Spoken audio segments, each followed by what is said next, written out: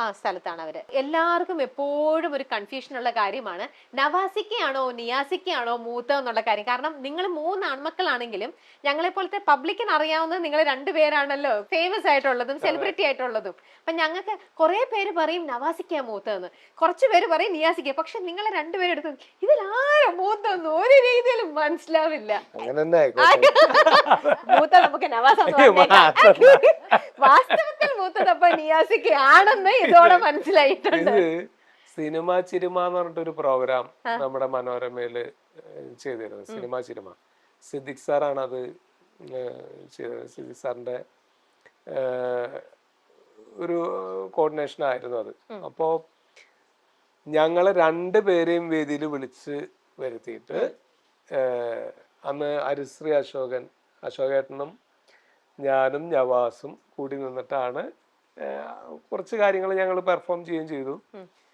അന്ന് വളരെ വ്യക്തമായിട്ട് ഞങ്ങളെ 2 പേരെയും വിളിച്ചത് ഇതാണ് നിയാസ്, ഇയാളാണ് ജ്യേഷ്ഠൻ, ഇതാണ് നവാസ്, ഇങ്ങനെ ഇതൊക്കെ വ്യക്തമായി നമ്മൾ അത് നല്ല ഹിറ്റായതുമാണ് ആ ഒരു എപ്പിസോഡ്. കുറെ കണ്ടത് ആളുകള് ഇപ്പോഴും എന്നോട് ചോദിക്കും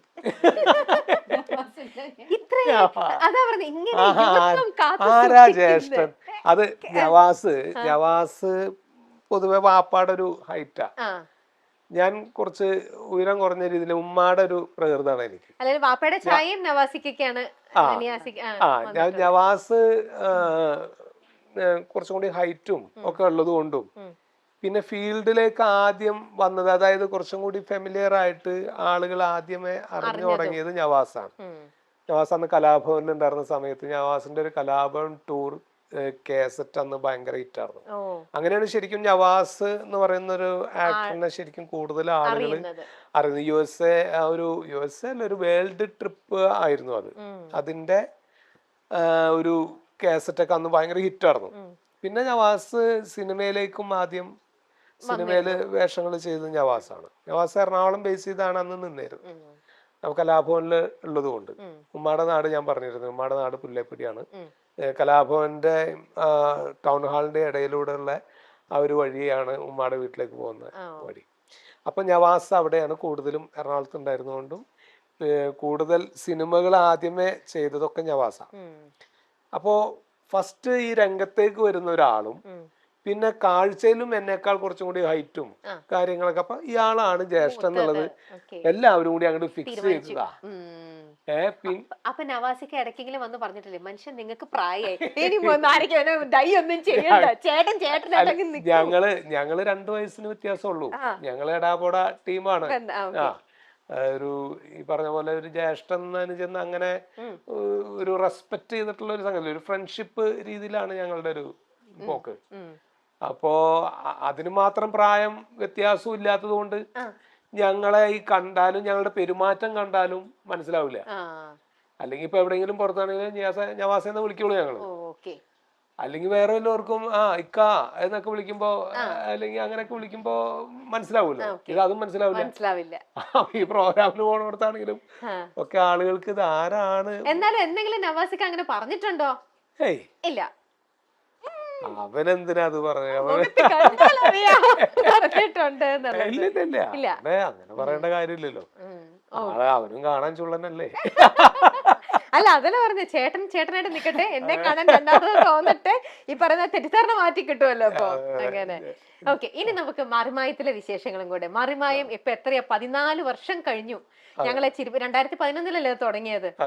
എത്ര 14 വർഷം കഴിഞ്ഞ് ഇങ്ങനെ നമ്മളെ രസിപ്പിച്ചോണ്ടിരിക്കുന്ന ഒരു ഇതാണ്. എത്ര കണ്ടാലും നമുക്ക് മടുക്കില്ല, മതിയാവില്ല, പിന്നെയും ഇങ്ങനെ കാണാൻ തോന്നിക്കൊണ്ടേയിരിക്കും. അതിന്റെ ഷൂട്ടും കാര്യങ്ങളും ഒക്കെ ആയിട്ട് എറണാകുളത്ത് തന്നെയാണ് ഇപ്പോഴും അല്ലേ? ഇവിടെ അപ്പൊ അതങ്ങനെ ഉണ്ട്. നമ്മുടെ അരൂര് മനോരമയുടെ സ്റ്റുഡിയോ ഉണ്ടല്ലോ, അവിടെയാണ് അതിന്റെ ഷൂട്ടും കാര്യങ്ങളൊക്കെ. സ്റ്റുഡിയോയിൽ ഒരു ഫ്ലോർ ഉണ്ട് നമുക്ക് ഓഫീസ് സീൻസും കാര്യങ്ങളൊക്കെ എടുക്കാനായിട്ട്. അത് കൂടാതെ പിന്നെ സ്റ്റുഡിയോയുടെ പരിസരത്തുള്ള ചില സ്ഥലങ്ങളൊക്കെ എടുത്തിരിക്കുന്നത്. ഓക്കെ. ഞാൻ തൊട്ട് മുന്നേ ഇക്കയുടെ അടുത്ത് ചോദിച്ചിരുന്നു നമ്മുടെ അന്നത്തെ രസങ്ങളുടെ ഭാവം ചെയ്യുമോ എന്ന് ചോദിച്ചിട്ട്, രസങ്ങൾ ചെയ്യുമോ. അപ്പൊ ഇക്ക അത് വേണ്ട, അത് കുറെ കഴിഞ്ഞു, അത് നീ ചെയ്യുന്നില്ല എന്ന് പറഞ്ഞു. അല്ല, ചെയ്യില്ല എന്ന് പറഞ്ഞാൽ വേറെ ഒന്നല്ല, നമ്മൾ ഈ മീഡിയ വഴി വരുമ്പോഴേ അങ്ങനെ കുറെ പേര് കണ്ടിട്ടുള്ളത് കൊണ്ട് എന്നോട് പലരും റിക്വസ്റ്റും ചെയ്തു അത് തന്നെ ഇങ്ങനെ കാണിക്കല്ലേ പുതിയത് ദാ വരണോ, പുതിയ ഐറ്റം എവിടെ ക്യാമറ, പുതിയ ഐറ്റം ദാ വരണോ. ഐറ്റം തന്നെ ഇല്ല. എന്തായാലും ഇക്കനെ പോലത്തെ ഒരാളെ കിട്ടിക്കഴിയുമ്പോൾ ഇക്കയുടെ ഒരു പെർഫോമൻസ് എല്ലാരും എന്തായാലും ആഗ്രഹിക്കുന്നുണ്ടാവും. എന്തെങ്കിലും എനിക്ക് കംഫർട്ടബിൾ ആയിട്ടുള്ള നമുക്ക് വർത്തമാനം പറയുന്നതിന്റെ ആ ഒരു രീതി ഒന്ന് മാറ്റി പിടിക്കാം. വേറൊന്നല്ല, ഞാൻ ഈ സ്ലാങ് ഇങ്ങനെ മാറ്റി പറയാൻ ശ്രമിക്കാറുണ്ട്. നമ്മുടെ മറിമായത്തില് പല ക്യാരക്ടേഴ്സും ഈ പറഞ്ഞ പോലെ 14 വർഷം ഇങ്ങനെ തുടർച്ചയായിട്ട് പോയിക്കൊണ്ടിരിക്കുന്ന ഒരു പ്രോഗ്രാം നമ്മൾ പറഞ്ഞല്ലോ. അപ്പൊ അതില് ഓരോ എപ്പിസോഡിലും വ്യത്യസ്ത ക്യാരക്ടേഴ്സ് ആണ് നമ്മൾ ചെയ്യുന്നത്. അപ്പൊ ഈ ക്യാരക്ടേഴ്സിന്റെ ചേഞ്ച് മനസ്സിലാവാൻ വേണ്ടി നമ്മൾ രൂപങ്ങൾ മാറ്റും, നമ്മുടെ സംസാര ശൈലി മാറ്റും, നമ്മുടെ ബിഹേവിങ് സ്റ്റൈല് മാറ്റും, ഓരോ പ്രായങ്ങൾക്കനുസരിച്ചിട്ടുള്ള ഒരു ബോഡി ലാംഗ്വേജ്, അങ്ങനെ അങ്ങനെ പല രീതിയിലും പിടിച്ചു നോക്കും.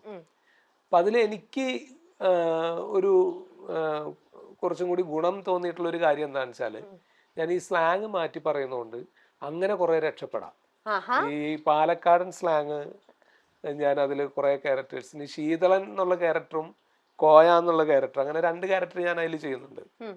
അപ്പൊ ഈ മുസ്ലിം ക്യാരക്ടേഴ്സ് വരുമ്പോ ഞാൻ കോയയാവും, അതല്ലാതെ ഹിന്ദു ക്യാരക്ടേഴ്സ് ഒക്കെ അല്ലെങ്കിൽ ഒക്കെ വരുമ്പോ ഞാൻ ശീതളനാവും. അപ്പോ ഈ അങ്ങനെ ആവുന്ന സമയത്ത് ഞാൻ ഇതിന് ഉപയോഗിക്കുന്ന ഒരു ട്രിക്ക് എന്ന് പറയുന്നത് ഈ സ്ലാങ് മാറ്റി പിടിക്കലും, വേഷഭൂഷാദികളൊക്കെ മാറിയാലും അതിന്റെ കൂട്ടത്തിൽ ഈ സ്ലാങ് മാറ്റി പിടിക്കാറുണ്ട്. അപ്പൊ സ്ലാങ് ഇങ്ങനെ കേൾക്കാൻ ഇഷ്ടമാണ് ആൾക്കാർക്ക്, ഈ പല സ്ഥലത്തുള്ള സ്ലാങ്. എനിക്ക് കുറെ പറയാൻ കിട്ടിയില്ലെങ്കിലും അതൊന്ന് നമുക്ക് ഇങ്ങനെ പറയാം. ഞാൻ കുറച്ചു നേരം പാലക്കാട്ടുകാരനാണ്. അപ്പൊ കാര്യങ്ങൾ ചോദിച്ചോ, ഞാൻ പാലക്കാട് സ്ലാങ്ങിനോട് പറഞ്ഞോളാം. ആണോ?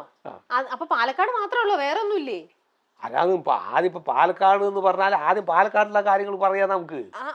അത് കഴിഞ്ഞിട്ട് പിന്നെ വേണമെങ്കിൽ ഏതാൻസ് പറയാലോ. ഞാൻ ഇവിടെ തന്നെ ഇരിക്കല്ലേ. ആണല്ലേ? ഓ, അപ്പൊ പാലക്കാട് അങ്ങോട്ടും പോവാം ഇങ്ങോട്ടും പോവാം, എവിടേക്ക് വേണമെങ്കിലും പോവാ. അതിലൊന്നും നമുക്ക് യാതൊരു കുഴപ്പമില്ല. ഇങ്ങനെയൊക്കെ ഏതെങ്കിലും സ്ലാങ് പറഞ്ഞ് ഇവരാരെങ്കിലും ഒക്കെ പറ്റിച്ചിട്ടുണ്ടോ ഫോൺ ചെയ്ത്? ഉണ്ടല്ലേ? ഈ ടീമൊക്കെ മൊത്തത്തിൽ ഇങ്ങോട്ട് പറ്റിക്കുന്ന ടീമാണ്, ഓരോരുത്തരത്തിനെ വിശ്വസിക്കാൻ പറ്റില്ല. അതല്ല, ലൊക്കേഷനിലേ ചിലപ്പോ ഞങ്ങൾക്ക് കോസ്റ്റ്യൂം ഒക്കെ മാറ്റിയിട്ട് ഇരിക്കായിരിക്കും. അപ്പൊ ഞാൻ ചിലപ്പോ എന്തെങ്കിലും സീരിയസ് കാര്യത്തിന് വിളിക്കുമ്പോണ്ടല്ലോ, ഏതെങ്കിലും ഒരു ലാംഗ്വേജിൽ വിളിക്കും, എനിക്കിങ്ങനെ ഞാൻ ചിലപ്പോ മലയാളം തന്നെ ഉണ്ടാവുള്ളൂ, സ്ലാങ് ഏതെങ്കിലും ഞാൻ ചിലപ്പോ ആ ക്യാരക്ടറായിട്ട് അത് ഞാൻ എന്തെങ്കിലും അത്യാവശ്യത്തിന് വിളിക്കായിരിക്കും. ചിലപ്പോ ഇവിടെ വിളിക്കുന്ന സമയത്ത് ഞാൻ വല്ല തൃശ്ശൂർക്കാരനായിട്ടാ നിൽക്കുന്നത്, എന്തുട്ടാ എന്നൊക്കെ ചോദിക്കും. എന്തുകൊണ്ട് നിനക്ക് വേണ്ട പറയിച്ചങ്ങാതി എന്തുട്ട് ഇഷ്ടേ എന്നൊക്കെ ചോദിക്കും. ചിലപ്പോ എന്തെങ്കിലും ഒരു സംഗതി ബില്ലടക്കേണ്ട കാര്യമായിരിക്കും വന്ന് ഓക്കെ. അതേപോലെ ഇനി ഇക്കനെ കുറിച്ച് അറിയാവുന്ന വേറൊരു കാര്യം, ഇക്ക ആ ഹട്ടിൽ പോയിരിക്കുമെന്ന് പറഞ്ഞു കുറച്ച് ഇടയ്ക്കിടയ്ക്ക് അങ്ങനെയൊക്കെ. പക്ഷെ വെറുതെ അങ്ങനെ ഒരു ഹട്ടിൽ ഒരാളും പോയിരിക്കില്ല. അവിടേതായിട്ട് ഇരിക്കണം എന്നുണ്ടെങ്കിൽ തീർച്ചയായിട്ടും കഥ എഴുതുകയോ കവിത എഴുതുകയോ, അല്ലെങ്കിൽ ഈ പറയുന്ന പോലെ പുതിയതായിട്ട് നമ്മള് നാടകങ്ങളിൽ ഇതാണെങ്കിലോ, അല്ലെ ഡയലോഗ്സ് നിങ്ങൾക്ക് ഇതിനകത്ത് വേണ്ട സ്ക്രിപ്റ്റിംഗ് കുറച്ച് ചെയ്യണമെങ്കിലോ, അങ്ങനെ എന്തെങ്കിലും ഒക്കെ ചെയ്യാൻ വേണ്ടിയിട്ടായിരിക്കണം തീർച്ചയായിട്ടും അങ്ങനത്തെ ഒരു സ്പേസ്. എഴുത്ത് പരിപാടികളുണ്ട്. കവിത എന്ന് പറഞ്ഞാലേ അല്ല, അത് ഞാൻ എന്റെ സത്യാവസ്ഥ ഞാൻ പലയിടത്തും പറഞ്ഞിട്ടുള്ളത് സംഗതി തന്നെയാണ്.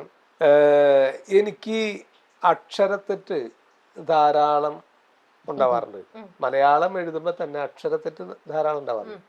അപ്പൊ അത് എന്താ വെച്ചാൽ കുറെ നമ്മൾ ഇതൊന്നും ഇങ്ങനെ വിട്ട് പോകുമ്പോ, എഴുത്തില്ല അല്ലെങ്കിൽ വായനയില്ല ഇതൊക്കെ കുറയുമ്പോ ഓട്ടോമാറ്റിക്കലി നമുക്ക് ഇങ്ങനെ ഡൗട്ട് തോന്നും, ഒരു സംശയമാണ്. അത് ചിലപ്പോ ശരിയായിരിക്കും, പക്ഷെ എഴുതാൻ നമുക്ക് ഇത് ഇത് തന്നെ അല്ലേ, ഈ ഇന്താന്ന് തന്നെ അല്ലേ, അല്ലെങ്കിൽ ഇതാന്നാണോ എന്നൊക്കെ പറഞ്ഞ് നമുക്ക് തന്നെ ഉള്ളിന്റെ ഉള്ളിൽ ഒരു സംശയം വരും. പല വാക്കുകളും അങ്ങനെ പ്രശ്നം ഉണ്ടാക്കും.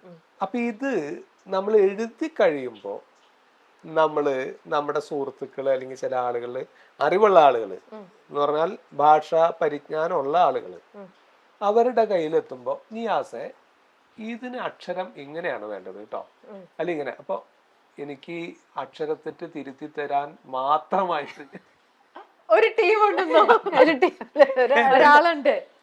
അതായത് വേണുദാസ് സ്വാമിജി, അദ്ദേഹം പാരീസിലാണ്.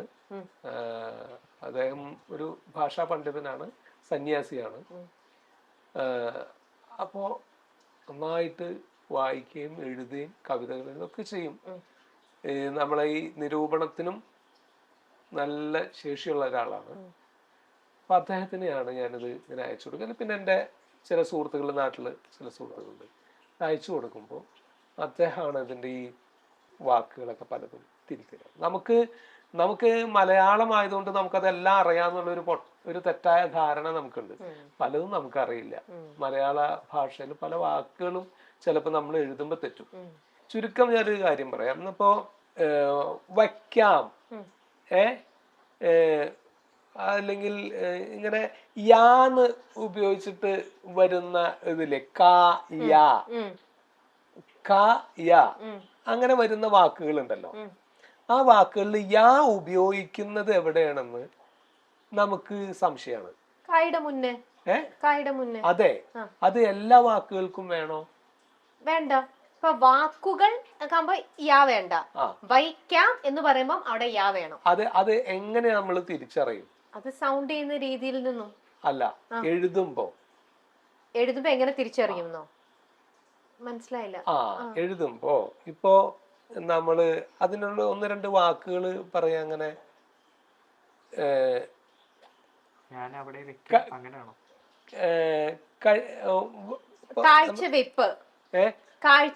അല്ല, വയ്പ്പല്ല, കായ ആണ്. ഇപ്പോ അകാരം വരുമ്പോ അതിന് യാ ഉപയോഗിക്കണ്ട. ഇപ്പോ എന്തെന്നാ വീട് കായുടെ മേളിലാണല്ലോ യാ എഴുതുക. ഇപ്പോ കുടിക്കാം, കുടിക്കാം എന്നുള്ളതിന് ഇപ്പോ ഡി കാം എന്നുള്ള സാധനം വരുമ്പോ അകാരം വന്നില്ലേ, വേണ്ട. അത് അകാരം, നമുക്ക് ഉച്ചാരണം അകാരം വരുന്ന സമയത്താണ് നമ്മള് യാ വെക്കാത്തത്. അല്ല, ഇകാരം വരുമ്പോ, ഇകാരമുള്ളടത്ത് നമുക്ക് യാ വേണ്ട. അകാരം വരുന്നിടത്താണ് യാ വെക്കുന്നത് വേണ്ടത്. അത് ഇത്ര സമയം കഴിഞ്ഞിട്ട് ഇക്കയ്ക്ക് പറഞ്ഞ ഇപ്പോഴാണ്. അല്ല, ഇത് പറഞ്ഞു തന്നപ്പോഴാണ് എനിക്ക് അറിഞ്ഞത്. എനിക്കത് നമ്മൾ എഴുതുമ്പോ നമുക്ക് തിരിച്ചറിയണ്ടേ? നമുക്ക് എഴുതുമ്പോ നമുക്കത് അറിയണ്ടേ, എവിടെയാണ് ആ യാ വെക്കേണ്ടത് നമുക്ക് അറിയണ്ടേ. അതിന്റെ കുറച്ച് വേർഡുകൾ നമ്മൾ അങ്ങനെ പറഞ്ഞാൽ നമുക്കത് കറക്റ്റ് മനസ്സിലാവും. പൂ കായ്ക്കുന്നു വെച്ചു വിചാരിച്ചോ, കായ്ക്കുന്നു പറയുന്നു. അപ്പൊ കാ എന്നാണല്ലോ വരുന്നത്, അതിന് കായ്ക്കുന്നു എന്നാണ്. അതുകൊണ്ട് കാ കഴിഞ്ഞിട്ട് യാ ഉപയോഗിച്ചിട്ടാണ് കായ്ക്കുന്നു. ഇത് അതിന്റെ തന്നെ ഇകാരം വരികയാണെങ്കിൽ അവിടെ യാ വേണ്ട. അപ്പോ അതിനുള്ളൊരു വേർഡ് എന്താ പറയാ, ഇകാരം വരുന്നത്. അല്ലല്ല,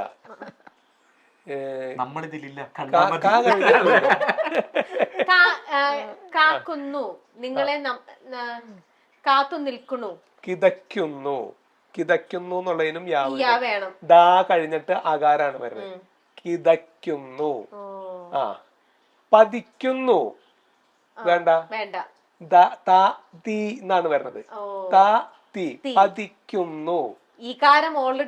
ഓൾറെഡി ഉള്ളതുകൊണ്ട് യാ വേണ്ട. അപ്പൊ മനസ്സിലായി. പതയ്ക്കുന്നു വേണം. താ കഴിഞ്ഞിട്ട് യാ വേണം. പതയ്ക്കുന്നു. അപ്പൊ എന്താ വെച്ചാ താ എന്നാണ് വരുന്നത്, അകാരാണ് വരുന്നത് താടെ. ഇതാണ് അതിന്റെ ഈ വ്യത്യാസം. അകാരം വരുമ്പോഴാണ് യാ ഉപയോഗിക്കേണ്ടത്, അല്ല ഇകാരം വരുമ്പോഴാണ് യാ ഉപയോഗിക്കേണ്ടത്. അകാരം വരുമ്പോ വേണം എന്ന് പറയുന്നത് നമുക്ക് അറിയുന്ന ഒരു കാര്യമല്ല. നോർമലി പല ആൾക്കാർക്കും അറിയില്ല. ഞാൻ ചോദിച്ച മിക്ക ആൾക്കാർക്കും അറിയില്ല. അതെങ്ങനെയാ എല്ലാത്തിനും അങ്ങോട്ട് എഴുതുന്നു, അത്രേ ഉള്ളൂ. എങ്ങനെയാ എഴുതി വന്നതിന്റെ പേരിൽ എഴുതുന്നു. പക്ഷെ ഇതിന്റെ ശരിയായിട്ടുള്ള വശം അറിയാതെയാണ് നമ്മളത് ചെയ്യുന്നത്. ഇത് അറിവുള്ളവര് പറഞ്ഞു തരും. ഇത് എനിക്ക് ഇത്തരം സംഗതികൾ നമ്മൾ എഴുതി തുടങ്ങിയപ്പോ